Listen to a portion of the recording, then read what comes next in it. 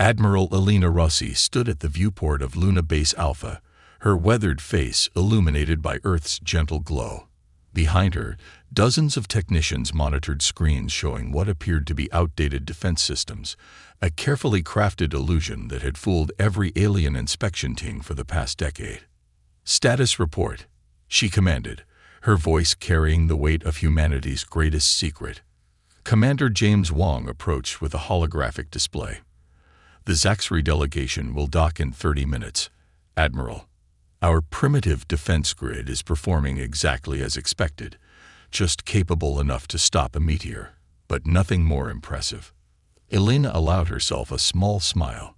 The Zaxri Empire, like so many others before them, had dismissed humanity as barely worth noticing. Their massive ships, bristling with energy weapons and quantum shields, made Earth's orbital platforms look like children's toys in comparison. Dr. Marcus Rivera's team has finished the final calibrations on the Titan network, Wong continued, switching to a secured channel that wouldn't register on alien scans. All 27 nodes are in perfect synchronization, though to outside observers, they just look like basic communication satellites. Deep beneath the lunar surface, Dr. Rivera watched columns of data scroll across his screens. The Titan network represented humanity's greatest achievement, a planetary defense system that broke every assumption alien civilizations had about military technology. While they focused on energy weapons and shields, humanity had taken a different path. "Quantum signature masking is holding steady," his assistant, Dr. Maya Patel, reported.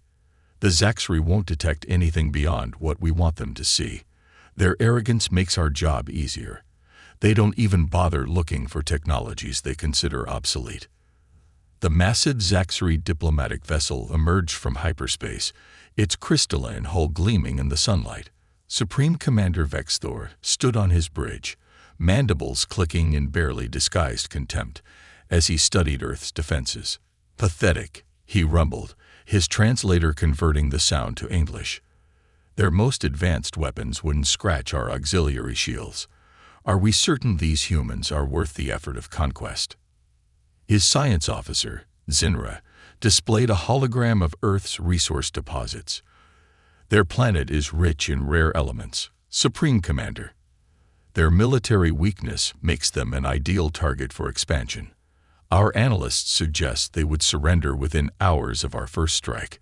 In her office at the United Earth Defense Command, Admiral Rossi reviewed the latest intelligence. The Zaxri were building up their forces at the edge of the solar system, confident that their activities went unnoticed. They had no idea that quantum entanglement sensors, disguised as simple radio telescopes, tracked their every move. "They're positioning for a standard overwhelming force assault," Commander Wong noted, highlighting fleet movements. 300 capital ships, twice that in support vessels. They're not even trying to be subtle anymore. "Pride comes before the fall," Elena replied, accessing the Titan network's true specifications. The system's real power lay dormant, hidden beneath layers of technological camouflage. While alien civilizations had pursued ever more exotic energy weapons, humanity had perfected the basic forces of nature itself. Dr. Rivera's team continued their preparations, masked by the constant maintenance work on Earth's visible defenses. Every alien scan showed exactly what they expected: an emerging civilization struggling with basic spaceflight and orbital defense. None of them questioned why humanity seemed so unconcerned by their military disadvantage. The Zaxri delegation's shuttle docked at Luna Base Alpha, and Supreme Commander Vexthor emerged with his entourage. His massive frame towered over the human greeting party, his crystalline armor radiating barely contained energy. "We come to offer you protection," he announced, mandibles forming what passed for a smile in his species. "The galaxy is a dangerous place for primitive civilizations. Under Zaxri guidance, you could advance so much faster." Admiral Rossi met his gaze steadily. "We appreciate your concern, Supreme Commander. Earth has survived this long through caution and patience. We'd prefer to develop at our own pace." Vexthor's mandibles clicked in amusement. "Admirable. but perhaps unwise. There are forces in the galaxy far less diplomatic than the Zaxri Empire. Your defenses would not last minutes against a determined attack. Perhaps, Alina replied diplomatically, even as hidden sensors recorded every detail of the aliens' defensive systems. We can only hope that galactic law and peaceful cooperation will prevail. As the delegation toured the base, Dr. Patel monitored their scans. Every probe, every analysis, showed them exactly what humanity wanted them to see. The Zaxri never wondered why Earth seemed so calm in the face of their thinly veiled threats. They never questioned why humans smiled quietly during demonstrations of alien military might. They would learn soon enough. Humanity had spent centuries preparing for this moment, building defenses that alien minds couldn't comprehend because they had never considered the possibility. The Titan network waited silently, its power hidden beneath a facade of primitive technology. The storm was coming. Let them laugh at Earth's defenses. The joke, as humans had known all along, would be on them. The massive holographic display in the Zaxri War Council chamber showed Earth rotating slowly, its defensive installations marked as glowing points of light. Supreme Commander Vexthor gestured with one crystalline arm, and the image zoomed in on a particular orbital platform. "Observe," he said to the assembled war chiefs. "Their most advanced weapon platform uses chemical propulsion and primitive projectile weapons. My personal shuttle has stronger shields than their entire defensive network." In the shadows of the council chamber, First Strategist Kilvin watched silently. Unlike his fellow Zaxri, something about the humans bothered him. Their diplomats smiled too easily. Their military leaders showed no fear. It wasn't the behavior of a species about to be conquered. Millions of kilometers away, Admiral Rossi received the intelligence report from their quantum-entangled spy probes. "They've set the invasion date," she informed her senior staff. 2 weeks from today." Commander Wong pulled up the tactical display. "The Zaxri have committed nearly half their fleet to this operation. Our monitoring stations have detected 843 vessels moving into position. They're treating this like a training exercise. Pride makes for poor strategy," Dr. Rivera noted, his hands moving across the holographic interface as he fine-tuned the Titan network. "They've analyzed our visible defenses so many times that they've stopped looking for anything else." Classic confirmation bias. Deep within Luna Base Alpha, Dr. Patel supervised the final modifications to the quantum masking field. The massive underground chamber hummed with power that no alien sensor could detect. To the Zaxri, the base appeared to be running on fusion reactors barely more advanced than those that powered their civilian vessels. "All 27 Titan nodes are reporting optimal synchronization," she reported. "The gravimetric web is ready for full deployment. Enemy shields will never know what hit them."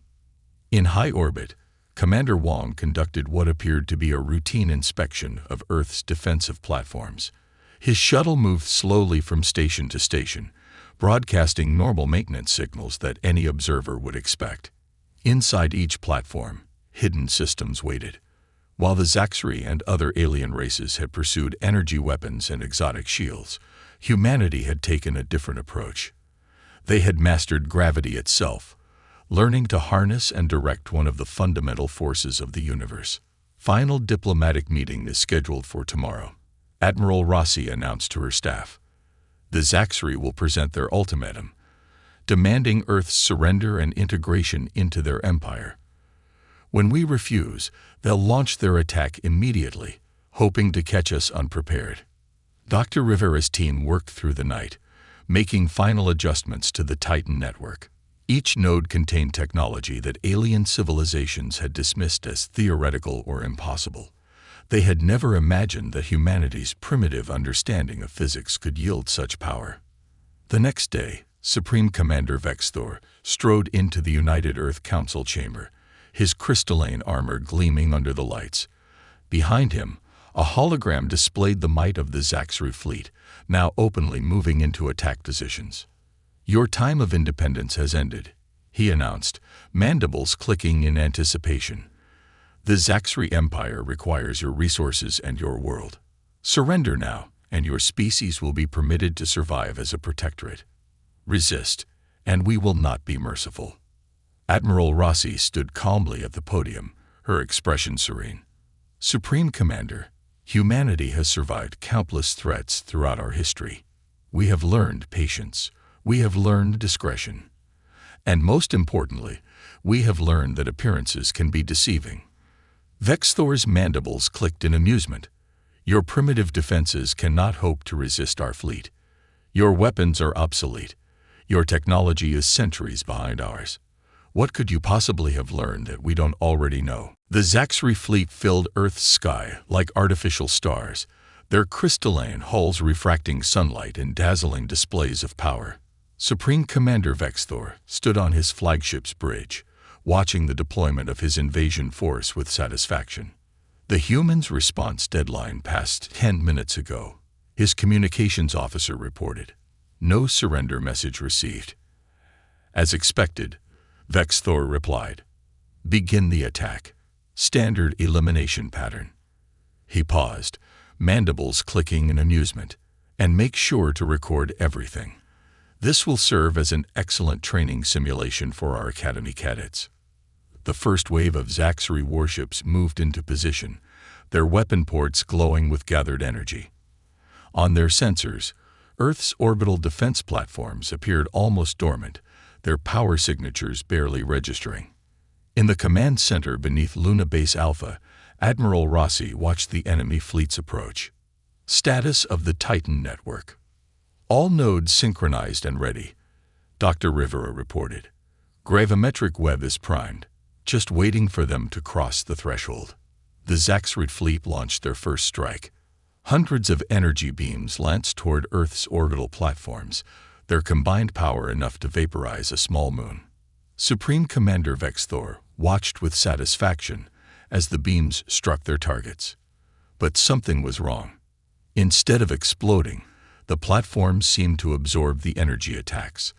The supposedly primitive defense stations began to transform, their outer shells peeling away like blooming flowers to reveal their true nature. "What trickery is this?" Vexthor demanded, but before anyone could respond, humanity revealed its first card. "Titan network activated," Dr. Patil announced, initiating gravimetric response.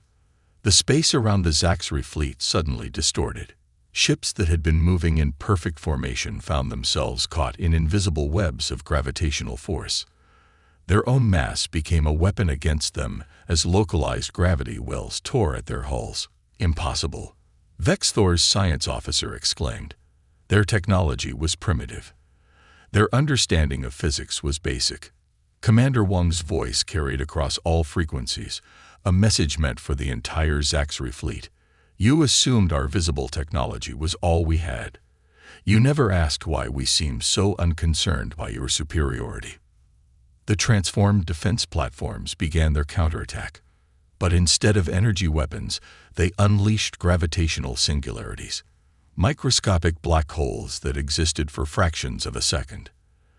The Zaxri's mighty shields, designed to deflect energy and matter, proved useless against distortions in spacetime itself. First Strategist Kelvin watched in horror as the front line of their fleet began to disintegrate. "Supreme Commander, we must retreat. Their technology, we never." "No," Vexthor roared. "This is some kind of illusion. Launch all fighters. Full attack pattern." But as the Zaxri fighters deployed, Earth revealed another secret. The Titan network's nodes pulsed with power, creating a lattice of gravitational fields that caught the smaller ships like insects in a web. Fighters that had proven unstoppable in countless battles were crushed by forces their designers had never anticipated. Dr. Rivera monitored the battle from his station. Gravitational web is performing beyond expectations. Enemy fleet is losing coherence. Their formation is breaking apart. They still haven't figured it out, Dr. Patel added. They're trying to boost power to their shields, but that's just making them more vulnerable to the gravity distortions. In orbit, the battle had become a slaughter.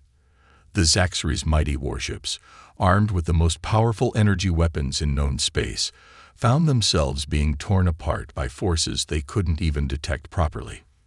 Their sensors, calibrated to detect energy weapons and conventional attacks, couldn't make sense of what was happening to them. Status report. Vexthor demanded, his flagship shuddering as another gravitational wave passed through it. "We've lost 40% of the fleet," his tactical officer responded, fear evident in his voice. "Our shields are useless. Whatever they're using, it's like fighting against space itself." Admiral Rossi watched the tactical display with grim satisfaction. "Commence Phase 2, she ordered. "Show them what else we've been hiding." The lunar surface seemed to ripple as massive doors opened, revealing weapon systems that had been hidden for centuries. But these weren't the energy cannons or plasma projectors the Zaxxry might have expected. Instead, humanity had perfected something far more fundamental: the ability to manipulate the very forces that held the universe together. Dr. Rivera monitored the battle from his station. "Gravitational web is performing beyond expectations. Enemy fleet is losing coherence. Their formation is breaking apart. They still haven't figured it out," Dr. Patel added. "They're trying to boost power to their shields, but that's just making them more vulnerable to the gravity distortions." In orbit, the battle had become a slaughter. The Zaxxry's mighty warships, armed with the most powerful energy weapons in known space, found themselves being torn apart by forces they couldn't even detect properly. Their sensors, calibrated to detect energy weapons and conventional attacks, couldn't make sense of what was happening to them. Status report. Vexthor demanded, his flagship shuddering as another gravitational wave passed through it. "We've lost 40% of the fleet," his tactical officer responded, fear evident in his voice. "Our shields are useless. Whatever they're using, it's like fighting against space itself." Admiral Rossi watched the tactical display with grim satisfaction. "Commence Phase 2, she ordered. "Show them what else we've been hiding." The lunar surface seemed to ripple as massive doors opened, revealing weapon systems that had been hidden for centuries. But these weren't the energy cannons or plasma projectors the Zaxxry might have expected. Instead, humanity had perfected something far more fundamental: the ability to manipulate the very forces that held the universe together. "You laughed at our primitive technology," Commander Wang's voice echoed across the battlefield. "You mocked our basic understanding of physics, but while you focused on bigger explosions and stronger shields, we learned to touch the foundations of reality itself." The Titan network's full power was unleashed. Space itself became a weapon, as precisely controlled gravitational fields began to tear the Zaxxry fleet apart. Ships that had conquered countless worlds found themselves being systematically dismantled by forces their advanced technology couldn't even properly detect, let alone resist. The galactic communication networks erupted with the news. Across 1,000 worlds, beings of all species watched in stunned silence as footage of the battle spread. The mighty Zaxxry Empire, which had seemed invincible for centuries, had been humbled by a species they had dismissed as primitive. In the aftermath of the battle, Admiral Rossi stood in the observation dome of Luna Base Alpha, watching cleanup drones methodically collecting debris from the conflict. The remains of Zaxxry warships would provide valuable insights into their technology, though now for very different reasons than anyone might have expected. "Message from the Galactic Council. Admiral," Commander Wang reported. "They're requesting an emergency session. Apparently, several major powers are concerned about the strategic balance of known space." "I imagine they are," Elena replied with a slight smile. "Prepare my shuttle. It's time to show the galaxy what else we've been keeping quiet about." Deep within the lunar facility, Dr. Rivera and Dr. Patel were already analyzing data from the battle. The Titan network had performed beyond their most optimistic projections, but there was always room for improvement. "Look at these readings," Maya said, highlighting a section of data. "When their ships tried to jump to fold space, the gravitational distortions did more than just disrupt their drives. We might have accidentally discovered a new principle of faster-than-light travel." In the remnants of the Zaxxary fleet, First Strategist Kelvin had assumed emergency command. Supreme Commander Vexthor had taken his own life rather than face the shame of such a devastating defeat. As their surviving ships limped home, Kelvin composed his report to the Imperial Council. "We were blind," he wrote, "not because the humans deceived us, but because we deceived ourselves. We saw what we expected to see, a primitive species struggling with basic technology.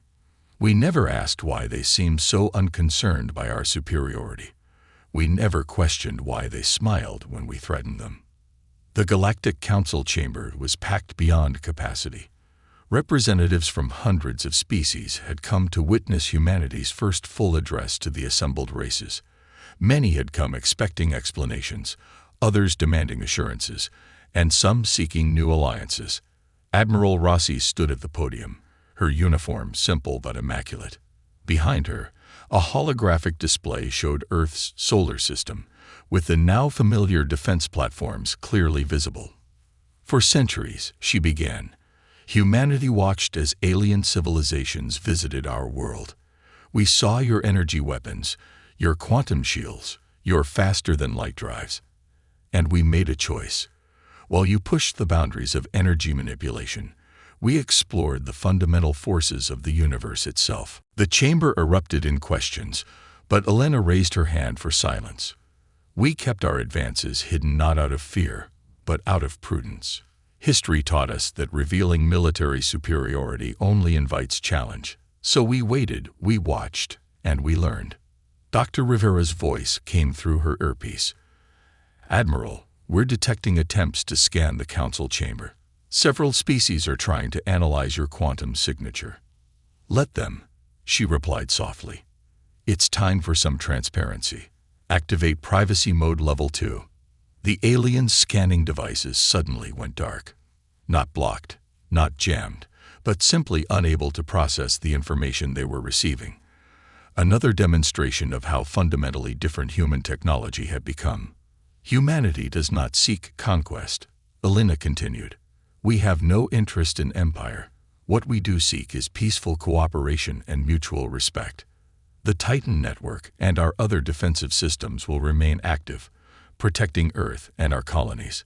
But we are also prepared to share certain non-military technologies that we've developed." The chamber grew silent at this. The possibility of accessing human technology, even non-military applications, was enough to capture everyone's attention. "For example," she continued, "our gravity manipulation technology has applications in medicine, construction, and space exploration. We've developed methods of cleanup that could restore planets damaged by industrial pollution. And our understanding of fundamental forces has led to breakthroughs in sustainable energy production." Commander Wong, watching from Luna Base, couldn't help but smile as he saw the aliens' reactions. Their expressions ranged from shock to excitement to careful calculation. The galaxy's power structure had shifted fundamentally in just a few days. Back on Earth, Dr. Patel was already preparing for the next phase. "The diplomatic courts will be busy," she noted. "Every species in known space will be requesting technology sharing agreements." "Let them come," Dr. Rivera replied. "But they'll learn that we're still keeping the most interesting discoveries to ourselves. Some things aren't ready to be shared yet." In what remained of the Zaxxary fleet, First Strategist Kelvin watched the council broadcast with his command staff. "They're offering peace," one of his officers noted, "after what we tried to do to them." "Because they don't need to prove anything else," Kelvin replied. "They showed the galaxy their strength when we forced them to. Now they're showing their wisdom by choosing peace." Admiral Rossi concluded her address to thunderous applause. As she left the podium, dozens of alien representatives rushed to arrange private meetings. The galaxy's balance of power had shifted, and everyone wanted to ensure they were on the right side of humanity's good graces. "Well played," Commander Wong said through their private channel. "Though I suspect some of them are already planning ways to steal our secrets." "Let them try," Elena replied, watching the aliens with quiet amusement.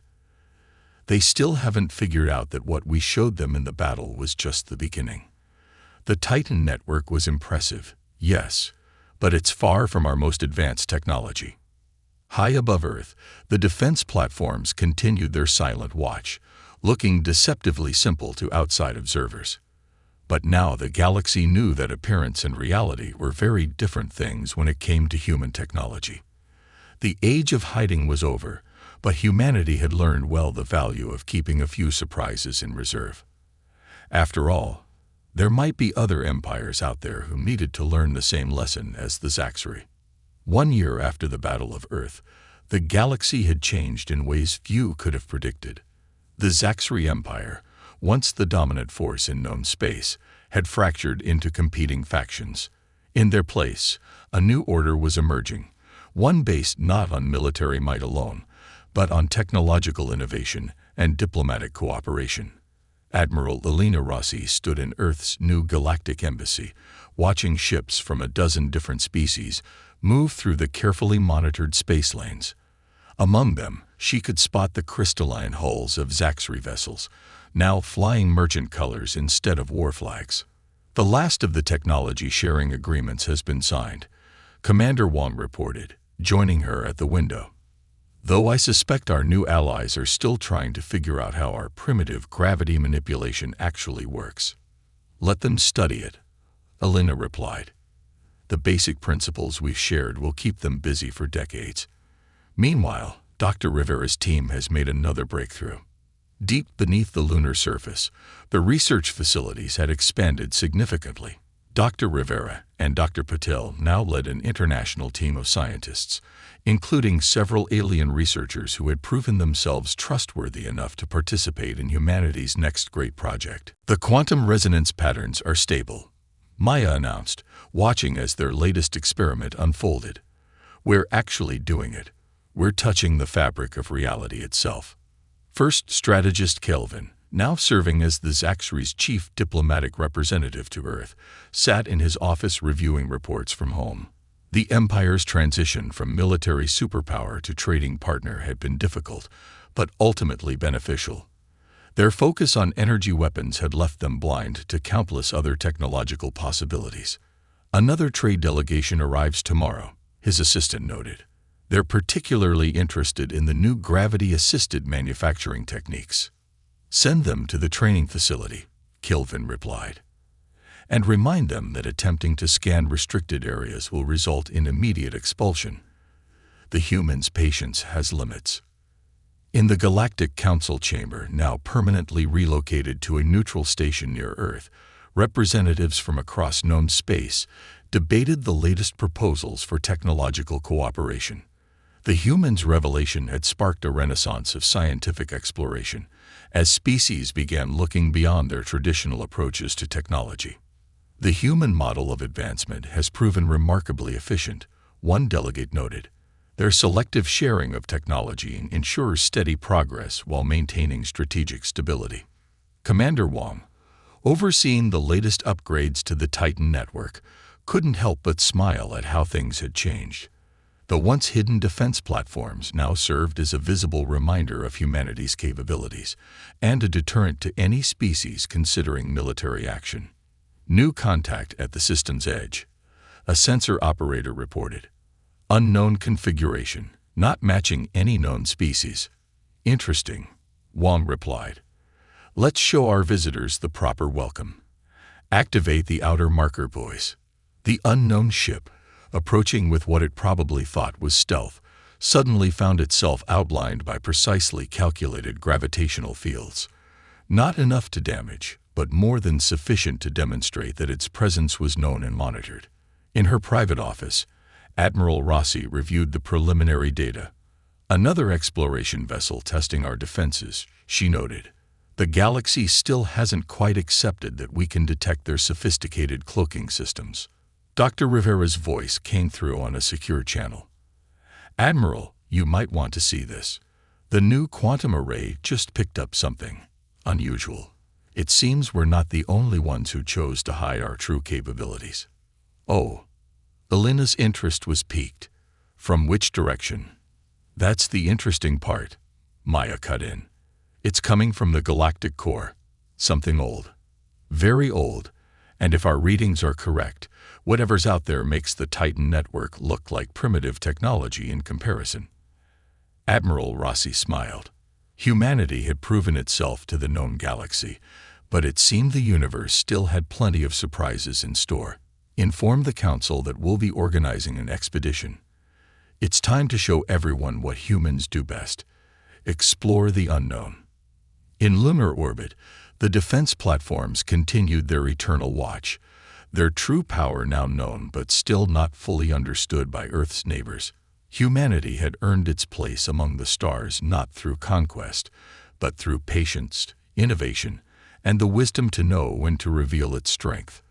The galaxy had learned an important lesson. Progress doesn't always follow an obvious path, and those who appear primitive may simply be following a different road to advancement. As humanity prepared to face new challenges and explore new frontiers, one thing was certain: they would face whatever came next on their own terms. Commander Wong joined Admiral Rossi in her office, bringing the latest reports from the outer system sensors. It seems our little demonstration has attracted quite a bit of attention. The unknown ship is requesting diplomatic contact. Good, Elena replied. Extend them every courtesy. After all, we were new to the galactic community once, and who knows, maybe they'll have something interesting to teach us.